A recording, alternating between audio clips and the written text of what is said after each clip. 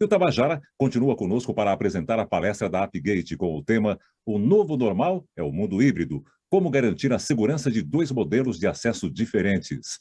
Ele é diretor de vendas e canais Brasil da Apigate. Tabajara, bom dia, tudo bem com você? Bom dia, Ângelo, tudo bem, graças a Deus. Muito obrigado por mais essa oportunidade. Então, e eu vou pedir a você uma gentileza especial. O tempo de sua apresentação é de 20 minutos. No entanto, se você a fizer em 15, não é? Vai ter tempo para responder as perguntas que chegaram e também dispor aí ao final de 2 minutos para falar das 10 licenças que vamos sortear em nome da Apigate. E eu pergunto, pode ser? Perfeito, vamos lá. Então, Posso começar? Obrigado, boa apresentação para você. Obrigado. Já estão vendo minha tela aí, pessoal? Sim. Então, perfeito. Então, vamos começar. Então, hoje nós vamos falar do mundo híbrido nas duas pontas. Primeiro, eu vou posicionar a empresa.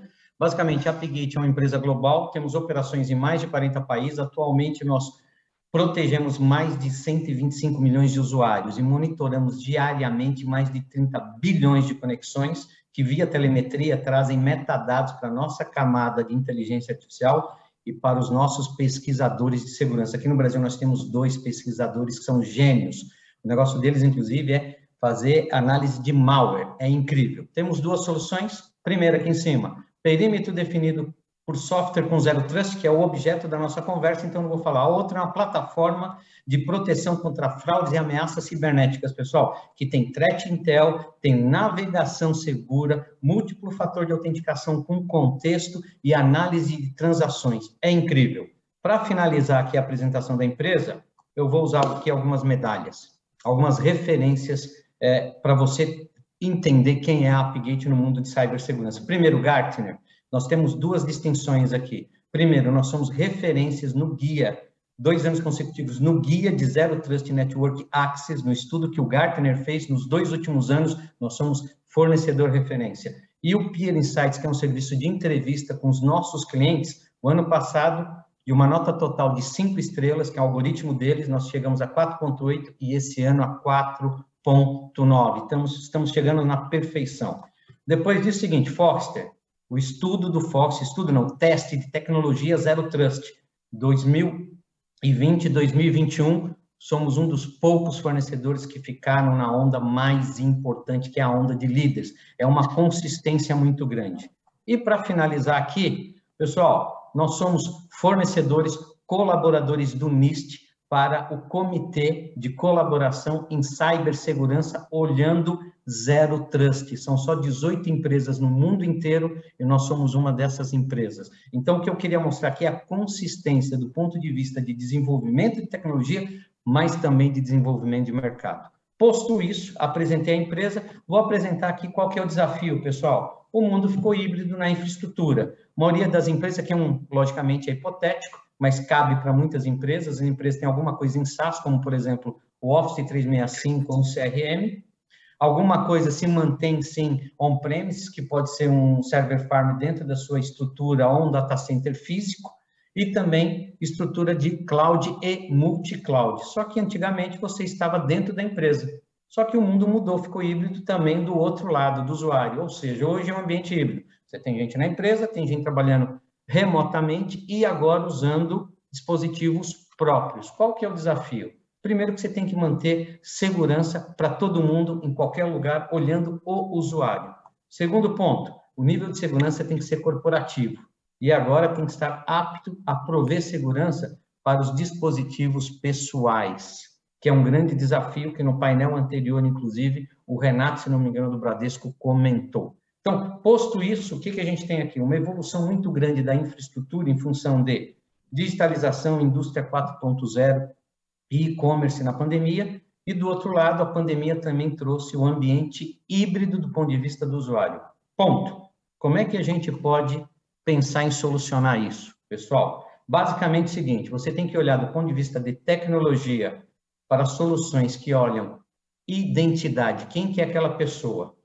Eu conheço ela, que grupo de usuários ela pertence, qual que é o contexto dela, de onde que ela pode acessar, de onde que ela não pode acessar, quais são as condições de acesso, olhando a pessoa, não mais o IP ou dispositivo. Segundo ponto, pessoal, tem que ser dinâmico. Mudou alguma coisa na identidade ou no contexto dessa pessoa, tem que mudar a amplitude de acesso. Então, ela está acessando de dentro da empresa ou do home office. Ela saiu e foi para o aeroporto ou para uma cafeteria que tem um Wi-Fi público sem segurança nenhuma, mudou a condição de acesso ao seu sistema, à sua plataforma, tem que mudar a amplitude de acesso e isso tem que ser de maneira dinâmica e contínua. Depois disso, tem que ser programável e adaptável. É programável e adaptável às suas necessidades, à sua modelagem de negócio, à sua necessidade de TI. É isso, tem que ser totalmente adaptável. Depois disso, tem que considerar, pessoal, uma tecnologia que é incrível, que é microsegmentação, é a capacidade de confinar o usuário único, exclusivamente à plataforma, ao recurso, ao banco de dados, ao sistema ao qual ele tem direito de acesso, sem permitir para ele ou qualquer outro que faça movimento lateral. É isso que faz. E, por último, um ponto importante é gerar a capacidade de tornar os recursos e os usuários da sua empresa invisíveis a terceiros. Porque se um hacker não enxerga um usuário ou uma infraestrutura, ele não tem capacidade de realizar um ataque.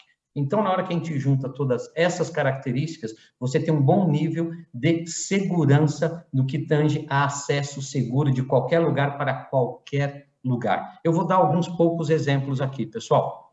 Vamos lá. Primeiro, é baseado nas pessoas. Então, quando você faz uma solicitação de acesso, a tecnologia tem que olhar quem que é aquela pessoa, quais os grupos de usuário a qual ela pertence, quais são os recursos que ela tem direito de acesso e quais são os privilégios de acesso. Depois disso, olha contexto. Eu vou dar alguns exemplos aqui, pessoal. Contexto é localização. A geolocalização dele é conhecida ou ele tá fazendo um acesso de um lugar que ele nunca fez antes? Dia e hora da semana, ele pode usar essa plataforma? Alguns clientes usam isso para controlar a hora extra e diminuir, inclusive, passivo trabalhista. Mas é um controle ideal. Rede. A rede de origem é a rede da casa, é a rede do escritório, é uma rede confiável, conhecida, ou eu estou dentro de uma cafeteria usando o Wi-Fi dessa cafeteria que não tem segurança nenhuma? Postura do dispositivo, isso aqui é incrível, pessoal. Postura, o que é? O sistema operacional está atualizado, o antivírus, o Endpoint Protection corporativo está instalado, atualizado, pessoal. Tem algum software que não deveria estar instalado? Tem algum software que deveria não estar? O exemplo que eu dei no painel, tem um cliente nosso que criou o terceiro fator de autenticação. Ele criou a seguinte regra: o Spotify, aquele aplicativo de compartilhamento de música, tem que estar instalado e on. Se não estiver on, não conecta a lugar nenhum. Ninguém tem capacidade de criar um negócio desse sem mais, sem menos, pessoal. Isso é incrível. De tanto eu falar desse exemplo, o nosso SEO, Super Rafael, ele pôs isso na nossa demonstração, o que é incrível. Sistemas externos é a capacidade de interagir com o mundo. A gente não pode mais ser uma solução única que não fala com ninguém. A capacidade de enviar informações, por exemplo, para tecnologias de CIEM, ou receber, por exemplo, uma informação de uma console de antivírus dizendo que um servidor de finanças, é um exemplo hipotético, tem um vírus, tem um malware. A gente recebe a informação e bloqueia toda a tentativa de acesso de qualquer usuário àquele servidor até recebermos a informação que está tudo ok, aí a gente libera. É isso que a gente faz olhando identidade e contexto, pessoal. É isso que você tem que considerar. Depois disso é o seguinte, pessoal, entendeu isso daí? Nós vamos fazer um exemplo do que é ser dinâmico e contínuo. Pegar essa moça do financeiro, ela está dentro do escritório, o horário de trabalho está ok, o desktop está totalmente atualizado, então ela tem direito de acesso a tudo, porque todo o contexto e a identidade dela permite, desde SaaS, on-premises e cloud e multi-cloud, perfeito? Só que essa mesma moça, ela saiu do escritório e foi para o aeroporto, saiu do desktop e está com um smartphone, está no Wi-Fi do aeroporto e é à noite, mudou todo o contexto. O que a gente tem aqui nesse exemplo? De maneira dinâmica, contínua, online, pessoal, no exemplo, ela perdeu acesso à parte de cloud e multi-cloud, onde teriam servidores de arquivo, ok? Esse aqui é o exemplo. Então, mudou alguma coisa no contexto ou na identidade, é obrigatoriamente, para elevar o nível de segurança, mudar a amplitude de acesso. Basicamente é isso, pessoal. Aí é o seguinte, vou dar um resumão aqui, falta pouquinho para a gente terminar. Então, é o seguinte, temos duas estruturas aqui, uma em cloud e outra em data center. 3 usuários, vou me concentrar no Carlos, porque ele é o mais híbrido de todo. Então, o primeiro ponto aqui é o seguinte, a tecnologia tem que ser capaz de ligar o usuário até única e exclusivamente ao recurso ao qual ele está autorizado a acessar, onde quer que ele esteja. Essa comunicação tem que ser unificada e segura, tem que ser criptografada. Nós usamos TLS 1.2 e as chaves de criptografia são nossas. Para cada nova solicitação de acesso, é uma nova chave que a gente gera para esse usuário. Depois disso, seguinte, como as chaves são nossas, pessoal, a gente faz microsegmentação e ofuscação de recursos. O que é isso aí? O Carlos, ele acessa única e exclusivamente esse servidor de arquivos dentro de uma máquina virtual que está dentro de um servidor físico em cloud que tem outras 10 máquinas virtuais. Ele só acessa aquela máquina virtual. Ele não consegue fazer movimento lateral nenhum, microsegmentado, ele está confinado. O que é ofuscação? É o mesmo princípio para o usuário. É a capacidade da gente tornar ele invisível ao mundo. O Carlos saiu, exemplo, saiu, parou numa cafeteria para enviar um relatório para o chefe dele. Conectou no servidor de arquivos, pegou um template de relatório, veio para o banco de dados aqui no data center, pegou os dados. Nesse momento que ele está fazendo o relatório, um hacker está escaneando o Wi-Fi dessa cafeteria. Ele não consegue enxergar o Carlos está invisível, ele não enxerga nenhuma portinha de entrada lá. Se o Carlos está invisível, ele não está passível a ataque. O hacker não consegue atacar o Carlos. Isso aí que é ofuscação, o que é incrível. Então, a gente protege nas duas pontas, ou seja, a gente torna a infraestrutura totalmente invisível. Pessoal, coisa importante para os dias de hoje. Todo acesso tem que ser considerar um mundo híbrido. Então, aqui é o exemplo, ó. O Carlos tem acesso tanto em cloud quanto em data center, e não faz diferença para ele onde está a infraestrutura, ele tem que ter direito de acesso, independente se está em cloud ou em data center on-premises. Lembrando, ajustado em tempo real. Mudou o contexto, mudou a identidade, alguma coisa na identidade, muda-se a amplitude de acesso do usuário. Ok? E aqui é o seguinte, pessoal, terminamos aqui. Isso aqui são casos reais, de problemas reais que a gente vem resolvendo para os nossos clientes. Primeiro, aqui em cima à esquerda, acesso remoto, esquece VPN. VPN não atende mais às necessidades de segurança. VPN, primeiro, conecta o usuário e depois valida. É o contrário de Zero Trust. Tá? Depois disso, ela te leva até o gateway. Do gateway para dentro, o hacker está livre, movimento lateral, ataques de movimento lateral. Microsegmentação, à direita aqui, para evitar os ataques de movimento lateral. Acesso seguro para terceiros, para fornecedores dentro da sua infraestrutura. Você precisa considerar isso, pessoal. Ele não pode ficar zanzando quando tem uma Gmood hoje à noite. Ele passa o final de semana inteiro com as credenciais andando no seu sistema. Não pode. DevOps, pessoal, conceder espaços específicos confinados para o pessoal de desenvolvimento. Aqui embaixo, quase finalizando, conceder acesso seguro com Zero Trust em ambientes complexos, internet das coisas, rede escada, legado, web, ou no servidor Windows 2000 e plataforma alta, mainframe AS400, por exemplo. E para fechar aqui, considerar que o mundo hoje ele é híbrido. Todo mundo tem uma parcela na cloud ou multi-cloud, mas se mantém ainda muita coisa on-premises e até mesmo os modelos de serviço aí SaaS, com a estratégia Zero Trust da Appgate. Eu não sei quanto tempo, Ângelo e Graça, foi. Eu acho que eu consegui ficar abaixo dos 15 aí para a gente ter mais tempo para dialogar e responder perguntas e falar do sorteio também. Com certeza. Olha, parabéns. Você cravou aí os seus 15 minutos. Muito obrigado por atender a nossa solicitação. Graça? Sim, já estou à aqui vontade. Com perguntas. Uma delas, acho que você chegou a perguntar qual seria a alternativa, né, para a VPN, você perguntou, você respondeu, e o Marco Ribeiro pergunta o seguinte: Tabajara, em caso de sistemas corporativos acessíveis somente por VPN, nesse contexto, o ideal seria, então, migrar para cloud, portal web, com segundo fator de autenticação? O segundo fator não ajuda a blindar esse gap nas VPNs? Essa é a minha grande dúvida.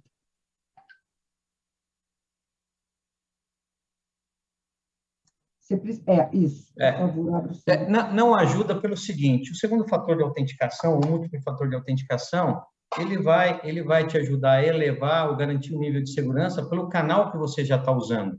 E você não mudou o canal de acesso, você continua usando VPN. Então, você tem uma maneira mais segura de usar a VPN, só que a VPN continua sendo insegura, porque primeiro ela conecta, depois ela autentica, e ela te entrega até o gateway. Do gateway para dentro, o hacker pode fazer os movimentos laterais. tá? Ele está dentro da infraestrutura. Então, são especificações diferentes. Por exemplo, na nossa tecnologia, você tem duplo fator de autenticação. Você é obrigado a entrar com múltiplo fator de autenticação. Mas aí o que a gente faz? A gente propõe um canal de comunicação seguro, criptografado, inclusive, mais seguro. Perfeito. O Rafael Maggioli, do TJ de Minas Gerais, diz o seguinte: curti muito essa questão da ofuscação, mas como funciona isso, Tabajara? Até tecnicamente é o seguinte: as chaves de criptografia são nossas, nós temos elas na nossa infraestrutura, então a gente cria a capacidade de ofuscar tanto a nossa infraestrutura de acesso seguro do SDP, e a gente consegue fazer isso tanto no processo de microsegmentação dentro da infraestrutura e também para o usuário, porque a chave de criptografia é nossa, o canal de comunicação é nosso, então eu torno esse canal de comunicação totalmente invisível. Só quem usa a nossa tecnologia tem capacidade de acessar. É basicamente o seguinte: se um hacker roubou as credenciais de um usuário e vai tentar acessar sem o nosso produto, sem o contexto do usuário, se ele plugar um cabo de rede no switch dentro do data center físico desse usuário, ele não enxerga a infraestrutura. Tudo ofuscado, pessoal. É incrível o que essa tecnologia faz. Pergunta ainda, acho que você já respondeu, mas é sempre bom. O Roger Dias Laino ainda questiona aqui. Muito boa explicação sobre essa ofuscação. Mas no caso de um usuário conectar de uma rede Wi-Fi, por exemplo, tipo aeroporto, como que resolveria isso? O canal de comunicação dele, da nossa tecnologia, é criptografado. Então, ele sai um túnel criptografado, passa pelo Wi-Fi e vai te entregar até a aplicação na plataforma que você tem direito de acesso, cloud, SaaS ou on-premises. É criptografado. TLS 1.2, desculpa. Tá, ótimo, excelente. Muitas perguntas sobre ofuscação, mas eu acho que ficou bem... também mais uma pergunta aqui. E tem uma pergunta da Juliana, que ela está nos acompanhando aqui de Berlim. Ela diz o seguinte: eu trabalho aqui na Alemanha, e uma das maneiras mais eficientes e seguras aqui na comunicação é a identificação por PKI. Você acha como é que isso se enquadraria nessa sua argumentação, Tabajara? O PKI, você pode ter essa infraestrutura de chaves privadas, você pode aplicar por cima da nossa tecnologia, né? Vai substituir aí o valor, um gerenciamento de identidade e também um múltiplo fator de autenticação, mas são complementares uma na outra. É a maneira que você vai ter de validar esse seu usuário usando a nossa tecnologia para validar também esse usuário que você já deu informação, mas também todo o contexto, que é o que o PKI não faz ainda. A pergunta também aqui, inclusive, pena que o Vitor não está aqui, mas considerando os desafios, Tabajara, de segurança do cenário atual e a imaturidade das instituições públicas, você vê um caminho para nós alcançarmos, chegarmos a implementar uma tecnologia dessa no ambiente de governo para alcançar servidores públicos? Tem uma maneira mais fácil, mais básica? É totalmente viável e tem dois aspectos aí. A gente tem um relatório de uma empresa que chama Nemertz, que constatou, entrevistando os nossos clientes, que você tem um ganho operacional. Por exemplo, 92% de economia no tempo de provisionamento de usuários. Gerenciar o usuário dá muito trabalho. E aí, o que acontece? Empresa pública tem um retorno do investimento muito grande. Por quê? Gerenciar o usuário dentro do Firewall toma muito tempo e muito dinheiro. Primeiro, concentrador de VPN que todo mundo cresceu, mais gente para fazer provisionamento de usuário, Gmúdio de usuário, o tempo, a quantidade de tickets no seu helpdesk com problemas de usuário é muito grande. A gente melhora entre 62% a 80% na quantidade de tickets, ou seja, a minha tecnologia, além de elevar a estatura de segurança, ela dá eficiência operacional, pessoal. Então, o retorno do investimento, na hora que você considera todos esses custos que eu comentei, das áreas que eu comentei agora, o retorno do investimento da tecnologia vai se pagar num tempo muito menor que qualquer outra tecnologia de acesso seguro. É totalmente atrativo para empresas de governo também. E rapidinho, André Nunes, do Rio de Janeiro, também da área Rio RJ Gov.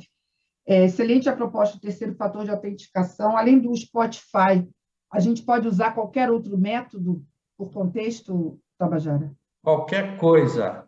Se você tiver uma aplicação desenvolvida interna, você faz com ela. Se você tem um outro sistema externo, você faz com ele. Quer pôr um joguinho, põe um joguinho. É totalmente aberto, é totalmente customizável.